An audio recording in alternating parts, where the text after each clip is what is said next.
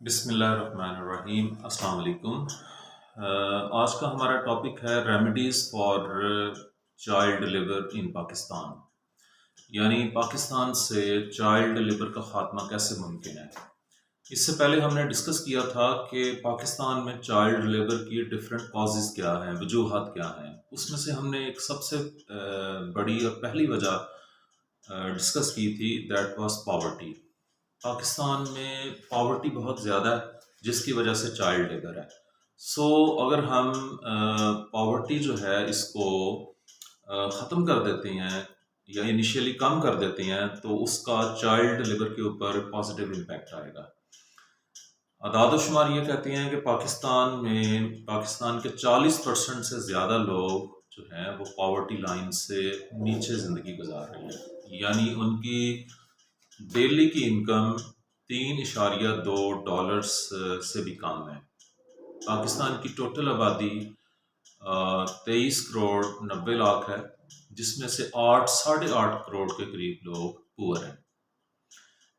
Poverty کو reduce کرنے کے لیے، ختم کرنے کے لیے دیر آر ڈفرینٹ میتھڈس۔ تو اس میں یہ ہے کہ پاکستان کی اکانومی کے جو ڈفرینٹ سیکٹرز ہیں، ہر سیکٹر میں ریفارمز کی جائیں۔ اور اگر ہم ایگریکلچر سیکٹر کی بات کریں تو پاکستان چونکہ ایک زرعی ملک ہے اور ایگریکلچر کا شعبہ جو ہے یہ سب سے بڑا شعبہ ہے اس لحاظ سے کہ 60% سے زیادہ لوگ جو ہے وہ دیہاتوں میں رہتے ہیں، 40% سے زیادہ لوگ جو ہیں وہ زراعت کے شعبے سے امپلائمنٹ حاصل کی اور میں ہیں۔ تو ایگریکلچر کنٹری ہونے کے باوجود ہم جو ایگری آئٹمز ہیں وہ دوسرے ملکوں سے امپورٹ کرتے ہیں۔ تو اس سلسلے میں یہ کیا جانا چاہیے کہ ایگریکلچر سیکٹر کو فیسیلیٹیٹ کرنا چاہیے۔ ذمہ داروں، کسانوں کو latest technology, tractor, thresher, harvester, pesticides, fertilisers, بیج، ان کے اوپر سبسڈی دی جانی چاہیے اور ان کی پروویژن جو ہے وہ کرنی چاہیے۔ اس کے علاوہ ایگریکلچر مارکیٹنگ سسٹم کو بہتر ہونا چاہیے، مڈل مین کا رول جو ہے وہ کم کر دینا چاہیے۔ پھر اس کے علاوہ کسانوں کی، ذمہ داروں کی کو لٹریٹ کرنے کے لیے ایگریکلچر انسٹیٹیوشنز ہوں، ان کو کنسلٹنسی دینے کے لیے ادارے ہوں۔ اس سے کیا ہوگا کہ ایگریکلچر سیکٹر میں پروڈکشن زیادہ ہوگی۔ جب پروڈکشن زیادہ ہوگی تو ایگریکلچر آئٹمس جو ہیں، جو کہ بیسک نیڈس ہیں، وہ ان کی قیمتیں کم ہو جائیں گی اور عام لوگ جو ہیں، کم آمدنی والے لوگ، وہ بھی ان کو پرچیز کر سکیں گے۔ اور دوسری سائڈ پہ لوگوں کی جو انکمز ہیں، جو زراعت کے ساتھ وابستہ ہیں، ان کی انکمز میں اضافہ ہوگا تو وہ اپنی فیملی کو سپورٹ کر پائیں گے اور اپنے بچوں کو جو ہے وہ کام پہ لگانے کی بجائے سکولز میں ایڈمٹ کروائیں گے۔ تو اس کے بعد پاورٹی کو ختم کرنے کے لیے سیکنڈلی یہ ہے کہ ہمارا انڈسٹریل سیکٹر بیکورڈ ہے، تو اس کو بہتر کیا جائے۔ اس میں فار ایگزامپل کہ انرجی کرائسس کا خاتمہ کیا جائے، ٹیکسوں میں رعایت دی جائے جو مینوفیکچررز ہیں، پولیٹیکل سٹیبلٹی لائی جائے کنٹری میں۔ اس کے علاوہ مزید گورنمنٹ کی طرف سے جو ہے وہ انسینٹیوز دی جائیں کہ جس کی وجہ سے نہ صرف ملکی مینوفیکچرر بلکہ جو فارن انویسٹرز ہیں، فارن بزنس مین ہیں، وہ بھی ہمارے ملک میں آئیں اور انویسٹمنٹ کریں، اور اس سے پھر جاب اپرچونیٹیز بھی کریٹ ہوں گی اور گوڈس بھی زیادہ مقدار میں اویلیبل ہوں گی۔ جب زیادہ ہوں گی تو سستی ہوں گی، اور انڈسٹریل سیکٹر کے ساتھ وابستہ جو لوگ ہیں ان کی انکمز میں بھی اضافہ ہوگا، ٹھیک ہے۔ اس کی وجہ سے پھر چائلڈ لیبر کے اوپر امپیکٹ آئے گا اور چائلڈ لیبر جو ہے وہ کم ہوگی۔ سیکنڈ، اسی طرح سروسز سیکٹر ہے، تو سروسز سیکٹر میں سب سیکٹرز ہیں، ان میں ریفارمز کی جائیں تو اس طریقے سے پھر ان شعبوں سے وابستہ لوگ جو ہیں ان کی جو انکمز ہیں وہ بڑھیں گی اور ان کا جو پاورٹی لیول ہے وہ نیچے ڈاؤن آئے گا۔ تو اس کے علاوہ چائلڈ لیبر جو ہے اس کو ختم کرنے کے لیے امپلائمنٹ اپرچونیٹیز جو ہیں وہ کریٹ کی جائیں، چونکہ پاکستان میں ان امپلائمنٹ بہت زیادہ ہے، as well as underemployment بھی ہے۔ تو اس کے لیے جو ہے وہ گورنمنٹ کے ساتھ ساتھ پرائیویٹ لوگ جو ہیں وہ بھی اپنا رول پلے کر سکتے ہیں۔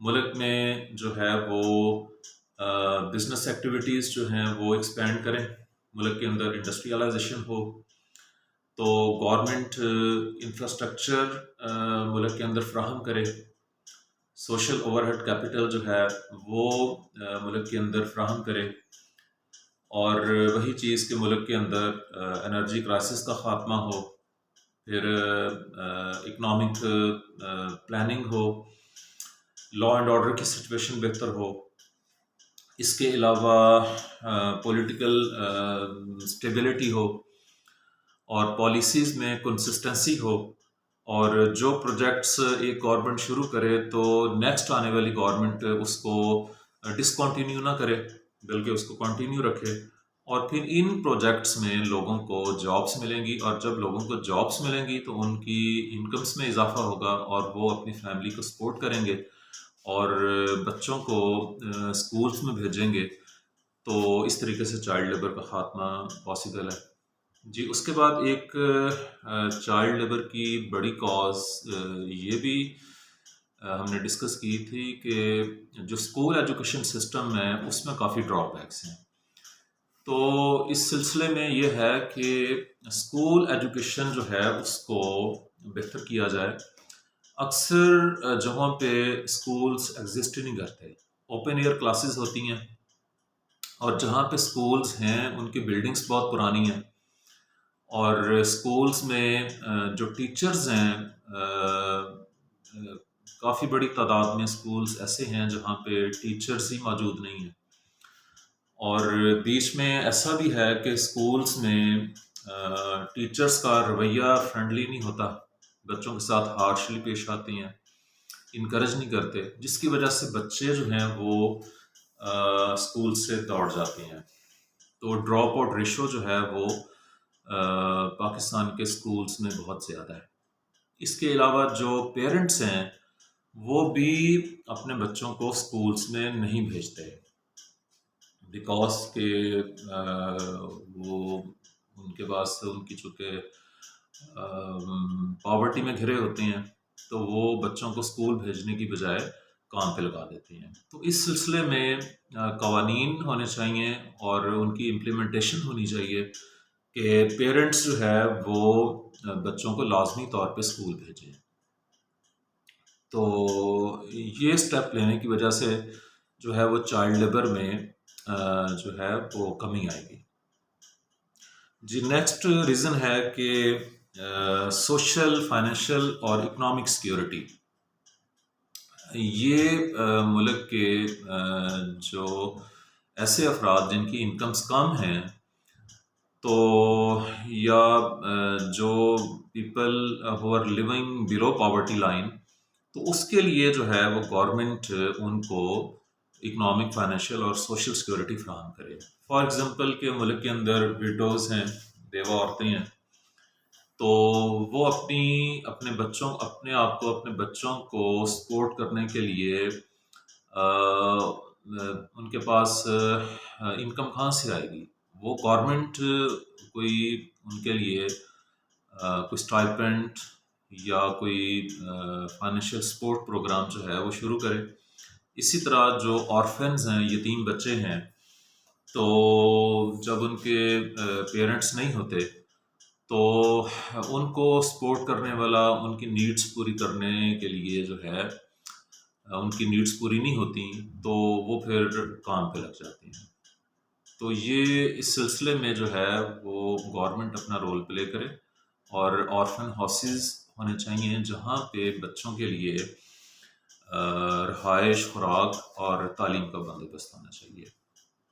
اس کے علاوہ ملک کے اندر بیت المال کا ایک ڈپارٹمنٹ ہے جہاں پہ زکوٰۃ فنڈ سے فنڈنگ ہوتی ہے، خیرات سے یا مخیر حضرات جو ہے وہ ڈونیشن کرتے ہیں، کنٹریبیوٹ کرتے ہیں، اور اس بیت المال سے پیسہ جو ہے وہ جو نیڈی پیپل ہیں ان تک پہنچایا جاتا ہے۔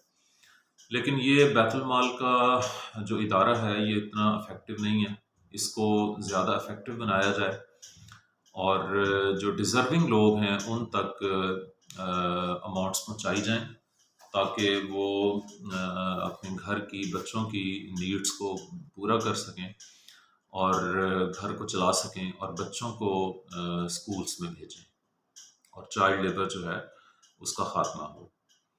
جی، اس کے بعد یہ ہے کہ پاکستان میں ان پروڈکٹیو ایکسپینڈیچرس بہت زیادہ ہیں۔